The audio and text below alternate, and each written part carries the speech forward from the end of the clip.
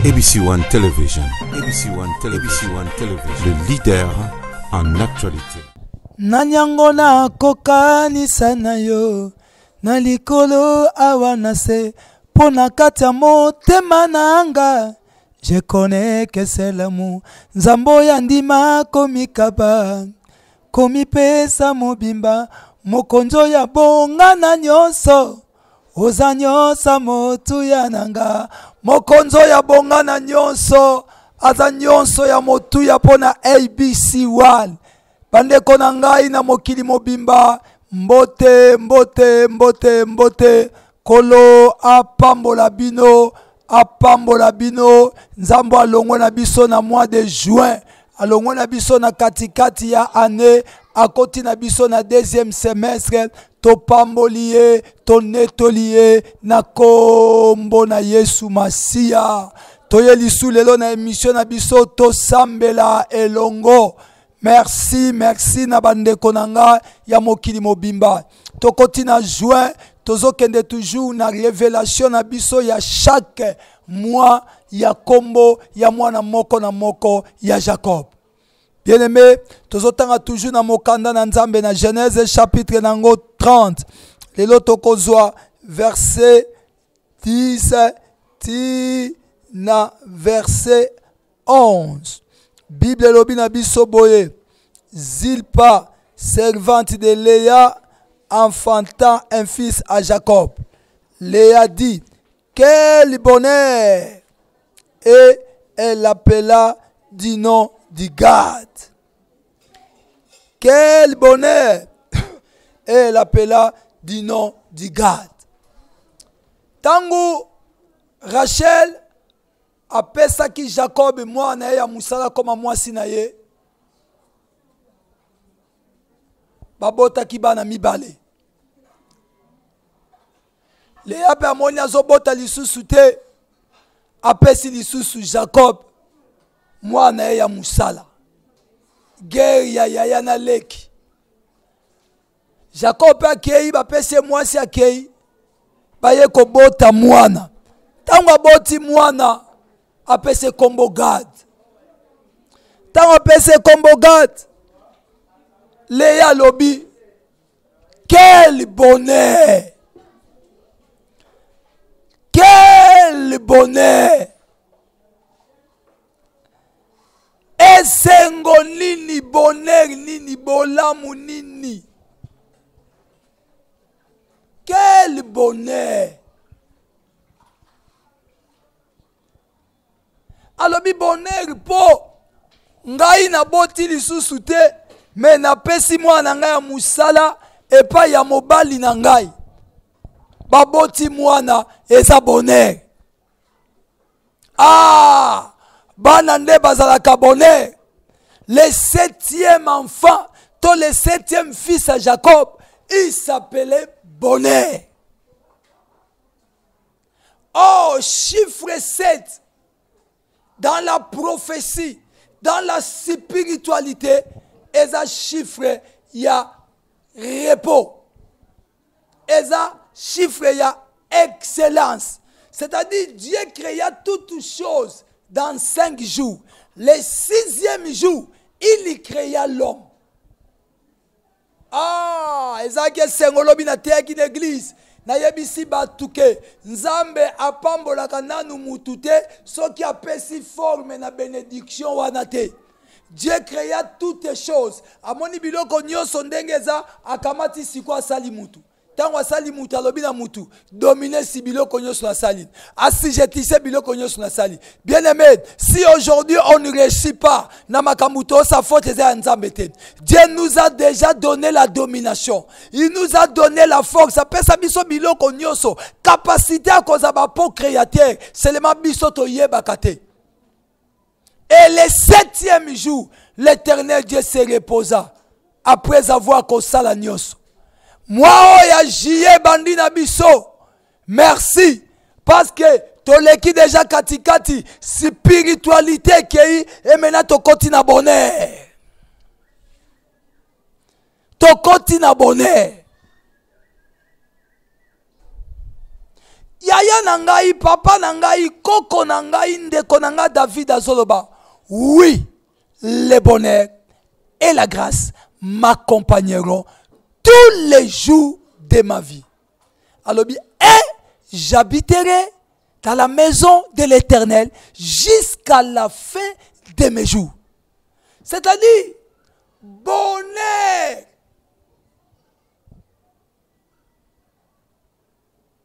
Et tambolaka ensemble, nangolu. Oui, bien, un cœur plein de joie, et ça mouté mais un bonheur. Moutago kansa ye koza na bonheur ezaza na mbongo aza mituka za non. Bonheur ya solo eza koza na Yesu na kat la bomo ina yo. Celui qui a Jésus-Christ a tondi sami na bonheur parce que nion se zaye. Écoutez-moi un peu. Tata Koufi atike liba na testament. Nani ana makasa kolongola testament. C'est que bozunyo surtout ya tata eza pona bana. Tala bonheur, quel bonheur ezaka ya ko vivre na nkolo. Bonheur eza libande ya Yesu te. Bien-aimé, si c'était que richesse muteko koti sa mutulola, jeune homme riche dans la Bible a kokai jamais ko regretter. Botu na ba riche, bo bana bo zuye belé. Bo bana ba mbongo ebele. Oyebisa yo, nde bazanga pongi na butu parce que mbongo na bango ezala ya kisi. Yango yoka Bible lobi na biso. C'est la bénédiction de l'Éternel qui enrichit. Ah, c'est la bénédiction de l'Éternel qui enrichit. Donc, Moutako kozane riche, mais il n'est pas béni. C'est cette bénédiction de l'Éternel qui est le bonheur. Cette bénédiction de l'Éternel apportera la paix dans la vie d'un homme. Et zil pas abote li biso garde aye ko apporter bonheur. Bisika bonheur ezalaka te. Ça veut dire, leya avandaki na libala, mais bonheur ezalaka te. Abanda kolia, azomela. Asa nyoso, mais ana kimia te. Malgré abota kibana, mais kimia ezalaki te. Il a falaki kaka. Il a falaki kaka. Il a falaki kaka. Zilpa, azwa zemi, poba bota, mwana na komo na Gad. Pe Gad, ame mabone. Nazo yebisa yo, que 7e mois oyo, eza mois ya bonheur.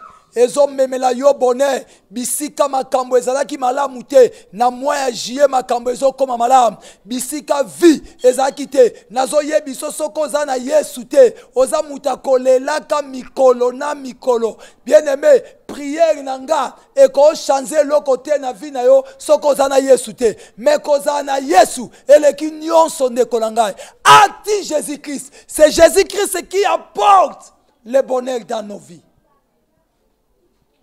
7e mois, mois ya bonheur. Mois ya bonheur. Congo, je ne cesserai de le dire. Christ Azoroba, pour l'amour de Sion, je ne me tairai point. Notre bonheur, peuple congolais, ne dépend pas des autres. Il y en a maboko mutute, mais ça entre les mains de l'Éternel. Nzambe de mutapokta ka bonheur na kati ya ba vie abatu. Est-ce que yamba yesu ko mo kondipe mo bix na vie na? Est-ce que vous comprenez que moi oh ya moi bonheur? Au côté na 7e mois, nga nzobenga ngo mois ya liboso ya 2e semestre. Oyo makambo il faut changer na vie nao. Oyo ya portele o makamusu. David azoba oui le bonheur et la grâce m'accompagneront. Beme, bonheur nangolu. Bilo mi balo et quoi accompagna kayo tous les jours de ta vie. Et quoi accompagna kayo na ba pasi na yo bonheur et na grâce. na bisengo na yo bonheur na grâce ozwa te kimia ombo kilepesaka eza na tina te moyo nzambe akoaporte pa na yo lapela ekomemela yo bonheur. Un jour tovandaka na biso un homme riche ya mboka oyo akenda kozwa kisi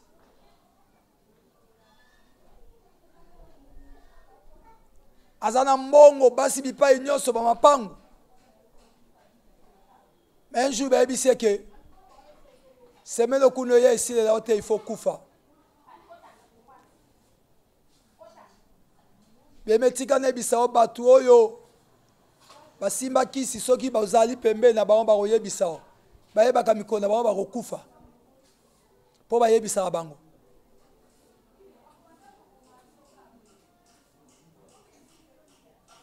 Bien-aimé, nayebi te par quelle magie ayebanaka na pasteur na ngai, d'un fin pasteur na ngai, d'un fin père na ngai dans la foi. Abenga ngai tokenda na Minza na ma campagne pona kosambela. Muto nazoba lelo aza na Belgique akoma pasteur. Tosambela tala nazoyebisa yo makambo nazoyebiso nanu okoyoka lisolo osomona ekeko azoninga na boza bosambela na sema ekeko likola ndako etage azoninga na biloko ezokweya tobondela nzambe lelo muto anza na bomoi.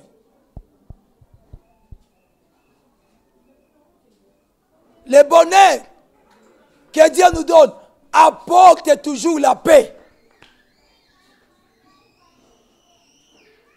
Bonheur na ote eza mbongo na yote. Bonheur na ote eza mituka na ote. Bonheur na ote c'est avoir Jésus-Christ comme sauveur et Seigneur dans ta vie. Et bonheur wana na grâce va t'accompagner durant toute ta vie. Oui, le bonheur et la grâce. Le 7e mois, eza mois même le bonheur. Ah, chiffre 7, chiffre repos. Au travailler mingi. Au travail mingi ozozwate. Dossier, ba makambo ezosimba te. Mais na 7e mois o, yeba ke bazo benga yo. Ambassade moko ezobenga yo. Musala moko ezobenga yo. Makambo moko ezosimba. Oye simba kite. Na 7e mois ezosimba po eza mois ya bonheur. Oye bonga kite. Na 7e mois ezobonga po eza mois ya bonheur. Nazo yebisa lo kwa mosakoli na nkolo. Ndima malobo nazo baso ndima loba amen 3 fois na ngai. Ozo ndima makambo pe ezosama na vie na yo. Oui, le bonheur et la grâce va t'accompagner.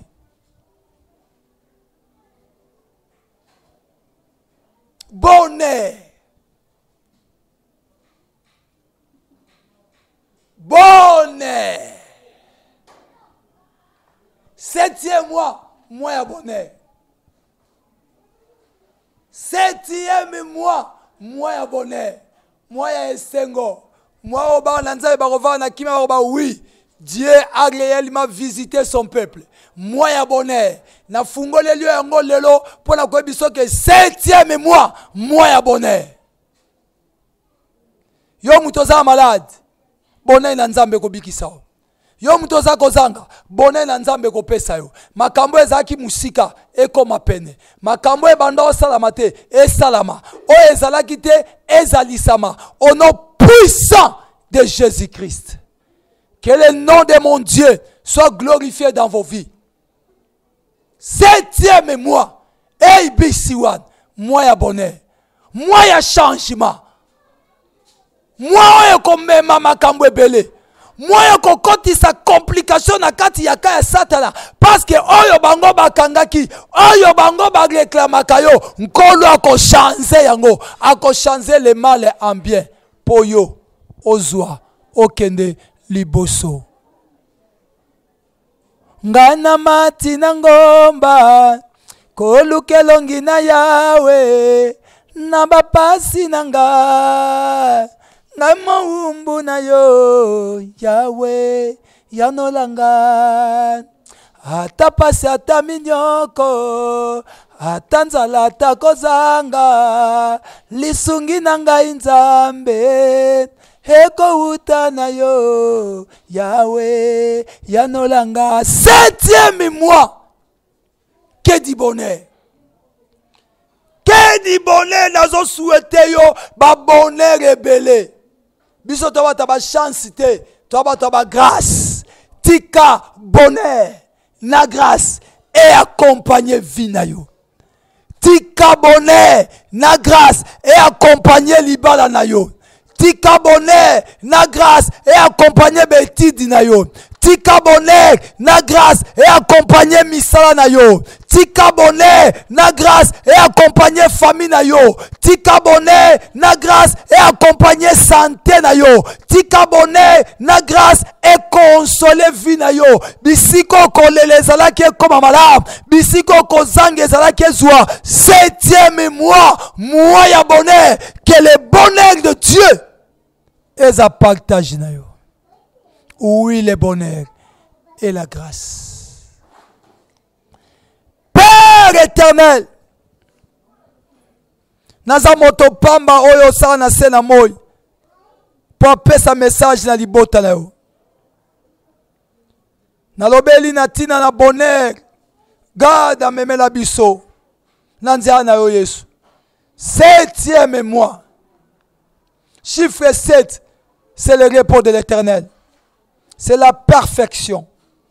Et Jésus perfectionné ma vie na biso. Perfectionné ma vie na biso. Na kombo na Yesu Masia. Ndeko na lingi na sambela na elongo bando tika mwana oya jie na maboko na nzambe kabela ngo nzambe aza papa na katla yo tobondeli nzamba lole elongo bondeli nzambe pona mwana ya jie Seigneur mwana nga jie pai na yo mwa ABC wana jie pai na yo libota mobimba mwa jie pai na yo yondo zala nzambe na katla jie oyo yondo zala papa na katla jie oyo nyoso tokosala to marcher na bonheur na yo maloba na yo nde kokisama na yebi ke jamais yo si okosa nzambe soko okosa Abraham te soko okosa Isaac te soko okosa Jacob te pona nini okosa nga pona nini okosa ngai okosa Nehemi te okosa mosali moko te Josué okosa ete nzambe pona nini okosa ngai yango mwa ya jie epai na yo moi ya jie na kabeli yango yo moi ya jie epai na yo na tondisami na posa na yo na moi ya jie afin que yo sala soki yo sali te eza pasi lolenge garde yaki nzambe na ngai leya lobi que du bonheur, que du bonheur, que du bonheur. Tika bonheur ya garde, eza la partage ya vie na ngai. Tika bonheur na yo, eza la partage ya vie na ngai. Tika bonheur na yo, eza partage na biso. Congo, toi na besoin bonheur na yo, toi na besoin bonheur na yo. Seigneur, ta bonté vaut mieux que la vie. Ta bonté vaut mieux que la vie. Natiki moi bandeko lange paino, bandeko ba Holanda nga, bandeko ba na posta na yo, mokili mobimeza na posta na yo, mokili mobimeza kolela, eza kolela. Nzambe na nga, yonde papa, zala nkolo na kat la biso, zala papa na kat la biso, pesa biso kama akasi ya kosalela yo, pesa biso kama yele ya kosalela yo, yango toye paino, pasko za nzambe, pasko za papa, simba mwa jie, zala nzambe na kat la mwa jie, konsole mitema na biso, biso tozolela, toza na posta na yo, sala biso bolamu na yo, poyondo za nzambe, poyondo za papa, que du bonheur, eza partage a vie na biso, na kombo na Yesu Masia, nekolanga tozobeta maboko, tozobebisa misa nyonso satana, o alingi te toza bato ya bonheur, le diable alingi ka tolela, alingi ka tozanga, alingi mabeya, bando beta bo, bando pekisa misa na ye, na kati ya mwa ya jie, na kati ya mwa ya jie, toyo telemela, Bible obina biso, soumettez-vous donc à Dieu et résistez au diable, le diable fuira loin de vous, au nom puissant de Jésus-Christ. Tobelio nzambe na lola, tobelio papa na lola, toye ko telemela, misa nyonso a satana, toye ko telemela, misa nyonso a satana, toye ko telemela, maele nyonso abondo ki mvutuma, o elingi bonere landa biso te, elingi ka tolela lelaka, elingi to zanga, elingi to zelo kote, Yahweh, Yahweh, Yahweh, yango toye pai na yo, yango to pusanye pai na yo, afin que le diable aza musika na biso, na mwa ya jie, yonde papa régné, yonde nzambo régné, pose encore na bomoi, pose papa na bomoi, au nom puissant de Jésus-Christ. Tobonde liboye, yonde nzambe, zwa le kumupoza papa, na kombo na Yesu Masia, nde tobonde la kiboye. Bande konanga, TV, eza na batanango, et numéro nabiso 09 98 74 29 07 okozwa kaka nga moko ndeko benga toza awa pona yo poto sambela elongo. Adresse nabiso toza na avenue Kanyoka 16 bis na Villa Kinshasa na commune ya Ngaba. Tuna kaka Révérend Didier Lompinga sango mokonzi okokuta ngai okozala na ngai. Tozo banda lelo séminaire mona église na biso na thème oyo Ephrata. Ephrata qui veut dire ouvre-toi. Tozo banda ngo lelo, tozo banda ngo lelo. Soki yoko ko assister oya nzambe apambola yo soto sisi yango pe na moi oya jie na katna ABC1 tokolobela sur les lois établies. Nzambe apambola bino na kombo na Yesu. Bayo. ABC1 Television. ABC1 Television. Le leader en actualité. Actualité politique de la RDC, d'Afrique et le reste du monde. ABC1 Television. Le leader en actualité. Actualité locale et internationale. ABC1 Television. ABC1 Television. Actualité sportive, le football, boxe et autres. Actualité religieuse en RDC, en Afrique et le monde. Actualité culturelle de tous les pays africains. ABC1 Television. Les leaders en actualité, c'est ABC1 Television.